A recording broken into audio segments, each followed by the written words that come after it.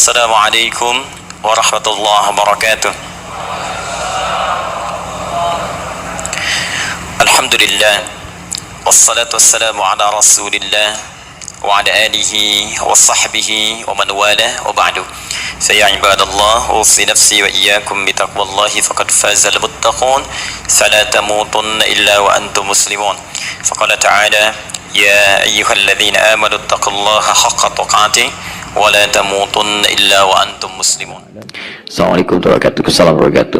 Ustaz, mohon dijelaskan tentang saum-saum sunnah di bulan Muharram apa saja. Masya Allah, bulan-bulan haram itu memang disunahkan kita untuk puasa. Hadisnya di Al-Bukhari nomor hadis 1379. Ya, puasa yang sangat dicintai oleh Allah, disukai Allah setelah bulan Ramadan adalah Syahrullahil Muharram, bulan-bulan hurum. Bulan hurum itu ada 4. Dalil Qurannya surah 9 ayat 36. Inna iddatasy syuhuri 'indallahi 12 syahran fi kitabillah yauma khalaqas samawati wal arda minha arba'atun hurum. Ada 4 bulan hurum. 1 Dzulqa'dah, 2 Dzulhijjah, sekarang sudah sampai 25 Dzulhijjah, 3 Al-Muharram bulan depan, yang keempat bulan Rajab. Pada bulan-bulan itu disunahkan kita memperbanyak amal soleh. Kalau Anda kerjakan amal soleh, maka status pahalanya naik di bulan-bulan itu. Jadi kalau sekarang Anda sholat, pahalanya bertambah. Kalau sekarang Anda misalnya baca Quran, pahalanya bertambah. Kalau sekarang misalnya Anda infak, pahalanya bertambah. Mumpung masih ada waktunya, ayo tingkatkan. Nah, caranya bagaimana? Kalau Anda ingin mengamalkan satu amalan dan banyak amalan lain mengikuti, satu amalan yang lain ikut. Satu amalan mendayung satu amalan, 2-3 amal mengikuti. Apa amalannya? Rumus nabinya puasa. Karena dengan puasa yang lain akan ikut. Anda kalau tidak puasa, jangankan sholat sunnah, sholat fardu terlambat perasaan biasa. Tapi kalau sedang puasa, ketinggalan sholat sunnah, Anda bisa gelisah, nambah. Anda kalau tidak puasa, jarang baca Al-Quran. Tapi kalau sedang puasa, ada dorongan baca Al-Quran. Anda tidak puasa, tuh di depan ada yang minta, belum tentu dikasih. Tapi saat Anda sedang puasa, yang nggak kelihatan mata pun, Anda catat. Cek saat Ramadan, bukankah fakir, miskin, yatim, Anda tulis, Anda cari. Dan hebatnya, orang puasa itu akan cenderung untuk meninggalkan maksiat. Dia tekan. Saat sedang puasa, dikelaksonin orang, bisa marah. Dicela, bisa membalas. Tapi saat sedang puasa, Anda bisa tahan semua itu. Minimal, takut batal puasanya. Sudah jam 5, tinggal 30 menit lagi mau buka. Dicela orang habis-habisan. Dasar kamu begini, begini, begini, begini. Masya Allah. Antum gak akan balas. Tahan. Takut batal. Kata teman, kenapa gak dibalas? Ntar habis maghrib. Habis maghrib. Masya Allah. Luar biasa. Nah, jadi silahkan. Kalau bulan-bulan hurum itu, bulan hurum, puasanya silahkan. Mau sunnah-sunnah biasa, silahkan. Sunnah biasa itu Senin dengan Kamis. Sekarang hari apa? Hari Sabtu. Nanti lusa, Ahad, lusanya Senin, silahkan puasa. Kamisnya puasa. Ayamul Bid sekarang sudah lewat, tunggu bulan depan. Makanya kalau ada harinya, jangan dilewatkan. Karena belum tentu hidup sampai bulan yang berikutnya. Paham ya?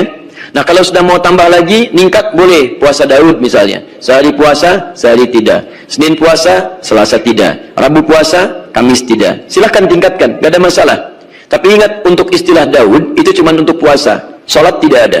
Ini tidak ada sholat Daud. Ya, subuh sholat, duhur tidak. Asar sholat, maghrib tidak. Kamu sholat apa? Sholat Daud. Masya Allah. Cuma antum yang ngarang itu. Ya.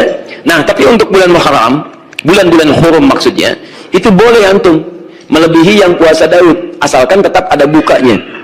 Ya, asalkan tetap ada bukanya. Misal, Senin puasa, Selasa puasa, Rabu tidak. Kamis puasa lagi, Jumat tidak, Sabtu puasa lagi.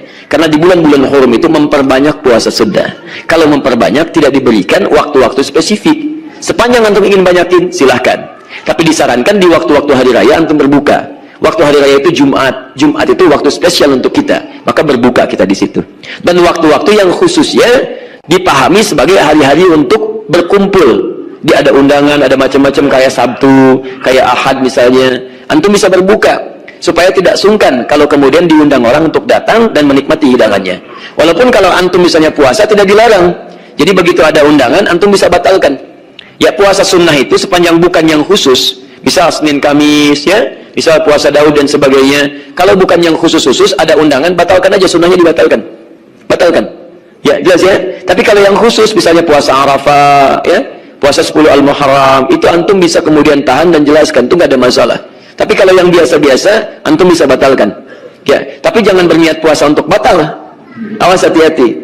Ada pernikahan nih hari ini, Masya Allah, puasa, ada pahala, Masya Allah. Begitu sudah masuk kepada waktunya, datang, mau kemana? Buka. Masya Allah. Dah ya, cukup dulu ya. Cukup dulu, karena pagi ini kami ditunggu, harus menyampaikan satu hal yang penting. Ya, dalam momentum yang penting, ada pernikahan yang saya diminta untuk menyampaikan kata sambutan untuk dua keluarga. Dan juga alhamdulillah insyaallah katanya Pak Gubernur bisa bergabung. Jadi mohon izin kalau saya mungkin cukupkan dulu sampai di sini. Saya memotivasi, mari kita amalkan apa yang telah kita bahas sama-sama. Teman-teman, ikuti Nabi dalam setiap aktivitas kita. Kamu, Anda, saya, kita sudah berkomitmen bahwa wa ilaihin nusyur untuk hari ini. Maka siapkan rencana Anda sampai dengan tidur kembali. Ayo, sekarang mau sholat duhur nanti di mana? Asar mau jamaah di mana? Hari ini mau membaca berapa ayat Quran? Hari ini mau menghafal berapa ayat? Ayo hadirkan dalam diri kita. Infaknya mau berapa hari ini? Harus punya posnya. Ya, tidak harus diartikan dengan uang, bisa dengan makanan, dengan pakaian.